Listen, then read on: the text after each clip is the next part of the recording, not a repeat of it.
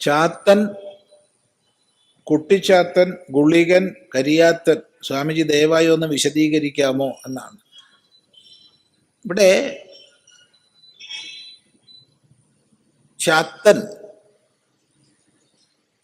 ചാത്തൻ ശാസ്തപ്പനാണ്.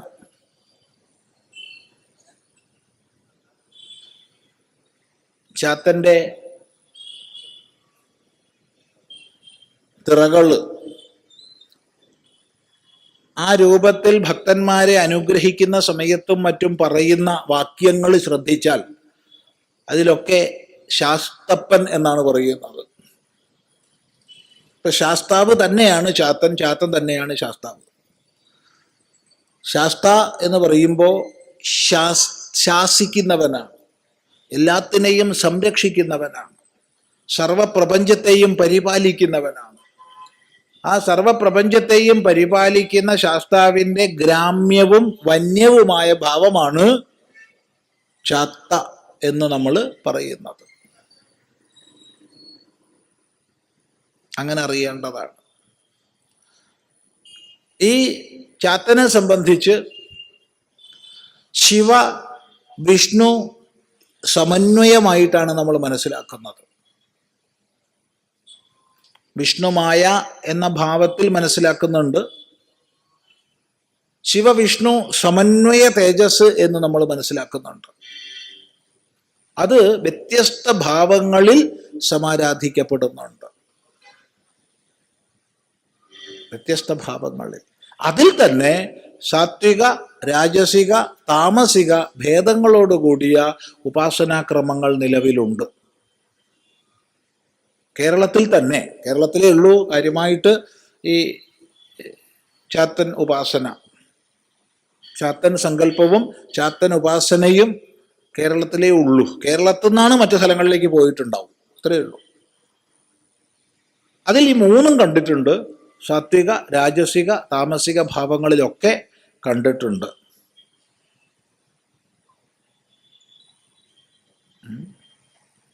കൂടുതൽ ചാത്തൻ സേവക്കാരിൽ നിന്ന് മനസ്സിലാക്കുക.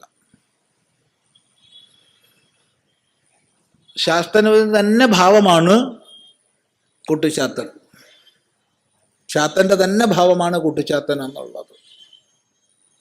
ഒരു ഭേദവും ഇല്ല. അതിസൂക്ഷ്മമായ ഉപാസന നിർവഹിച്ച് ആ ദേവതോപാസനയിലൂടെ തീർത്തും സിദ്ധിയുടെ നിഗൂഢതലങ്ങളിലേക്ക് ഉപാസകന്മാർ ഉയരുന്നുണ്ട്. അങ്ങനെയൊരു ഉപാസനയ്ക്കുള്ള സൂക്ഷ്മ ഉപാസനയാണ് പൊതുവെ കുട്ടിച്ചാത്തനൊക്കെ ആയിട്ട് ബന്ധപ്പെട്ട് നിലവിലുള്ളത്. അതിന് വന്യമായ ഉപാസനാ രീതികളുണ്ട്, ഗ്രാമ്യമായ ഉപാസനാ രീതികളുണ്ട്. അതിൽ തന്നെ സാത്വികവും രാജസികവും താമസികവും ഉണ്ട്. അതൊക്കെ ഗുരുപദേശത്തിനും സമ്പ്രദായത്തിനും അനുസരിച്ച് ശ്രദ്ധയോടുകൂടി തുടരേണ്ടതാണ് എന്ന് മാത്രം പറയുന്നു.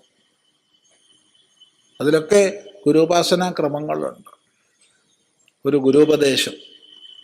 ആ ഗുരുപദേശത്തിനനുസരിച്ചും സമ്പ്രദായത്തിനനുസരിച്ചുമാണ് ഇതിലൊക്കെ തുടരേണ്ടത്. പ്രത്യേകിച്ച് പറയുന്നു, പുസ്തകങ്ങളൊന്നും വായിച്ചിട്ട് ഇതൊന്നും ചെയ്യാൻ പോകരുത്.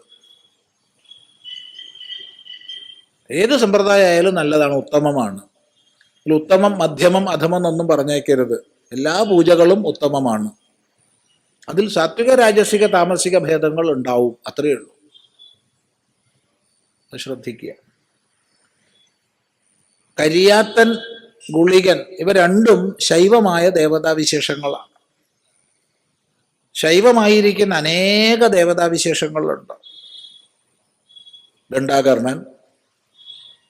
ഗണ്ഡാകർണൻ തന്നെ വൈഷ്ണവ ശൈവഭാവങ്ങളിൽ രണ്ടിലുണ്ട്. ഇനി ഗുളികൻ പൊതുവെ ശൈവമായിട്ടാണ്. അതിൽ തന്നെ ശിവന്റെ കിരാത വപുസ്സുണ്ട്. കിരാത ഭാവത്തിലുള്ള ശിവൻ. ആ കിരാത ഭാവത്തിലുള്ള ശിവന്റെ ഗ്രാമ്യവും വന്യവുമായ രൂപമാണ് കരിയാത്തൻ. കരിയാത്തൻ എന്നുള്ള ദേവതാവിശേഷം കേരളത്തിൻ്റെ വടക്കൻ ഭാഗത്ത് മാത്രമാണ് ഉള്ളത്. കോഴിക്കോട്, വയനാട്, കണ്ണൂർ ഭാഗങ്ങളിൽ.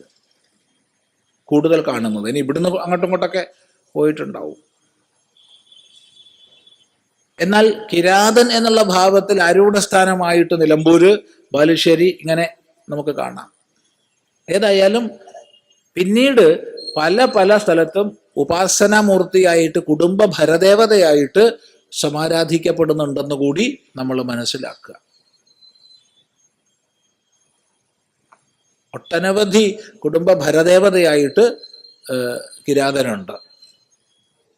ആ കിരാതന്റെ വന്യവും ഗ്രാമ്യവുമായ രൂപമാണ് കരിയാത്തൻ. കൂടുതൽ ഇതൊക്കെ ഉപാസനാ വിഷയങ്ങളാണ്. അതത് സമ്പ്രദായത്തിനനുസരിച്ച് പോകുന്നവരിൽ നിന്ന് മനസ്സിലാക്കിക്കൊള്ളുക.